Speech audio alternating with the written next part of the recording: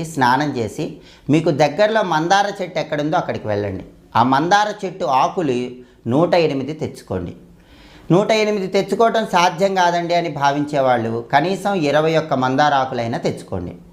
దాంతోపాటు మీరు మందార చెట్టు కాడ కూడా ఒకటి తెచ్చుకోండి. అలా తెచ్చుకొని ఆ మందార చెట్టు ఆకులన్నీ చక్కగా నీళ్ళతో శుభ్రం చేయండి. కాడ కూడా నీళ్ళతో కడుక్కోండి. వాటిని ఆరబెట్టండి. ఒక పొడి వస్త్రం తీసుకొని వాటిని శుభ్రంగా తొడవండి. అలాగే అష్టగంధం పౌడర్ అని ఉంటుంది, బయట పూజా సామాగ్రి షాపుల్లో లభిస్తుంది. ఈ అష్టగంధం తీసుకొని అష్టగంధంలో కొద్దిగా నువ్వుల నూనె కలిపి అష్టగంధాన్ని పేస్ట్ లాగా చేయండి. మీరు చక్కగా సిద్ధం చేసుకున్న మందార కాడ ఉంటుంది కదా, ఆ కాడని ఈ అష్టగంధం పేస్టులో ముంచి ఆ కాడతో ప్రతి మందార ఆకు మీద ఓం అని రాయండి.